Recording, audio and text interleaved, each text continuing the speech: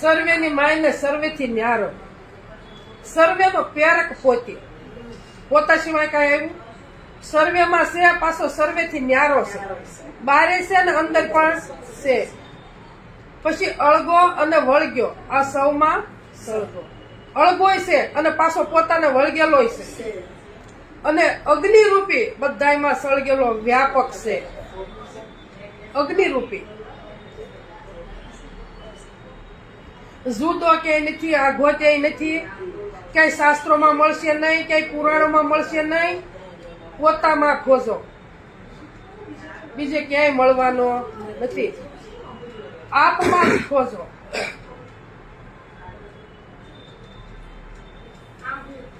એટલે કબીર સાહેબે કીધું, કબીર કબીર ક્યાં કરો, સોજો આપ શરીર.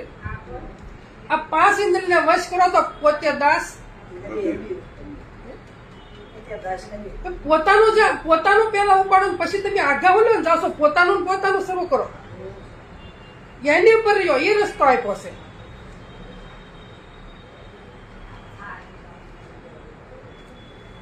એવા મરેલા મળે તો મોજું માણી. હું કીધું? મરેલા મળે તો મોજું માણી. હવે મેઘરણ દાદાએ કીધું કે કોરો કાગળ વાંચવો. કોરો કાગળ વાંચવો એટલે શું? કે કોરો કાગળ કોને કહેવાય? કે કોઈ પુસ્તકનો, કોઈ ચોપડાનો, કોઈ નોટબુકનો. તો કોરો કાગળ કોણ? કોરો કાગળ શું? તો કે કાયા રૂપી કોરો કાગળ છે. આ કાયા છે ને, કોરો કાગળ છે. કાયા છે એ કોરો કાગળ છે. એની માથે લખેલું છે પણ વસાતું આ વસ્તુ છે. લખાતું છે પણ વસાતું નથી. પણ વસાતું ક્યારે થાય? કે કોઈ એવા જ્ઞાની મહાપુરુષ આપણને મળી જાય, એનો અનુભવ આપણને કે આ તું છો, તો આ કાગળ વસાઈને વસાય, નકર વસાતો નથી. શાસ્ત્રોમાં છે કે જ્ઞાનદેવ અને સાંગદેવ.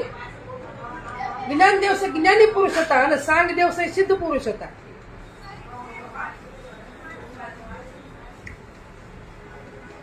જ્ઞાનદેવ છે બધાને સત્સંગ આપતા હતા. ઓટલા પર બેઠા બેઠા પોતાના સ્વરૂપનો સત્સંગ આપતા હતા. અને સાંગદેવ છે એ ભક્તિ કરતા હતા. પણ કેવી ભક્તિ કરી? સિદ્ધ પુરુષ થયા, સિદ્ધિ પ્રાપ્ત કરી. સિદ્ધિ એટલે જ્ઞાનદેવની ખેતી દાડે દાડે વધવા લાગી. સત્સંગમાં બહુ ઝાઝા આવવા માંડ્યા. સત્સંગમાં કે જ્ઞાનદેવ સત્સંગ હારો કરે, જ્ઞાનદેવ સત્સંગ હારો કરે.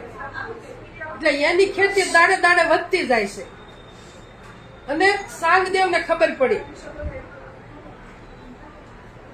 કે મેં આવી સિદ્ધિ પ્રાપ્ત કરી, આ સત્સંગ બધા જ્ઞાનદેવ પાસે કેમ જાય છે? એટલે સાંગદેવને અભિમાન આવ્યું. એટલે એને શું કર્યું? વાઘ ઉપર સવારી કરી, વાઘ ઉપર, અને નાગની રાશ બનાવી, નાગની. અને શિષ્યને હારી લીધા કે આ જ્ઞાનદેવનો અહમ ઉતારવા જાવ. એટલે આવ્યા જ્ઞાનદેવના ગામના પાદરમાં આવીને અને ઉભા રહ્યા. એ ઘરે કાગળ કોરો લાવ્યા અને ઉભા રહ્યા. એ કાગળમાં લખવું શિરજીની લખવું કે વંદને લખવું, શિરજીની લખવું કે વંદને લખવું. બહુ વિચાર કર્યો, બહુ વિચાર કર્યો, પણ અંદરથી કઈ જવાબ આવ્યો નહીં. પોતાની ખબર નહોતી જવાબ તેથી આવે. એટલે કંટાળી ગયા. હવે જ્ઞાનદેવ છે ઉંમરમાં સાંગદેવ કરતા નાના હતા, અને જ્ઞાન એની પાસે સાસુ, એની પાસે જ્ઞાન હતું પોતાનું, ઉંમરમાં નાના હતા. હવે જ્ઞાની રહ્યા એટલે શિરજીવી લખાય નહીં, વંદની લખવું પડે. એમ કરતા કરતા કાંઈ થયું નહીં. અને કંટાળી અને પછી શિષ્યને કીધું કે હાલ કાગળ જાતું ના લઈ.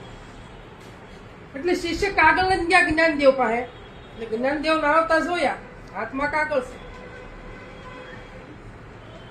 એટલે જ્ઞાનદેવને ખબર પડી ગઈ કે સાંગદેવ આવ્યા છે, એટલે શિષ્યને મોકલ્યો છે.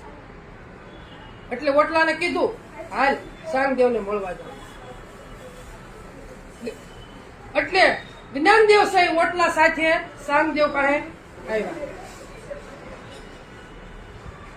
તારે સાંગદેવને થયું કે ઓહો મેં તો આ ચેતક પ્રકૃતિને મેં વશ કરી, આને તો જડ પ્રકૃતિને વશ કરી. વાઘુમતી હેઠા ઉતરી ગયા.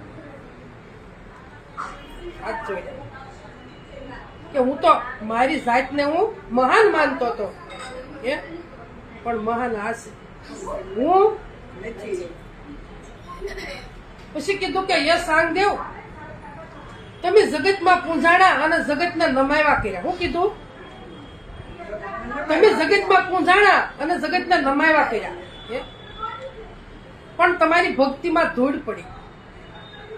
તમે હું સૌ, હું કોણ સૌ તમને અનુભવ થયો નહીં અને તમને અહમ આવ્યો. બહુ ખ્યાલ રાખવો, બહુ ખ્યાલ રાખવો કઈ જગ્યાએ કઈ શબ્દ વાપરવો. એને કીધું કે તમારી ભક્તિમાં ધૂળ પડી એટલા વર્ષ તમે આ સિદ્ધિ પ્રાપ્ત કરવામાં કાઢી નાખ્યા, તો તમારે પોતાના સ્વરૂપના પ્રાપ્ત સ્વરૂપ કરવાના તમને એટલા વર્ષ વયા નો જાત. સિદ્ધિ પ્રાપ્ત કરી એટલે તમને અહમ આવ્યો. તારે એની પાસે એની ગુરુપદ લીધું. કોણી લીધું? સાંગદેવ. અહમ ઓગળી ગયો. તો આપણો માર્ગ કેવો છે? ઓગળી જવાનો આપણો માર્ગ છે. કેવો છે?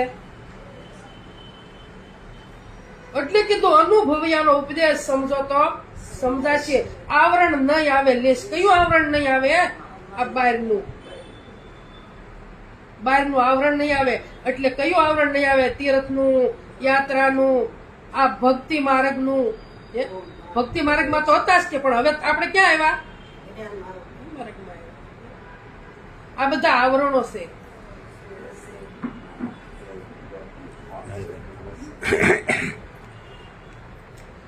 તો આ આવરણ આવશે નહીં અને પોતાના સ્વરૂપની પ્રાપ્તિ થશે.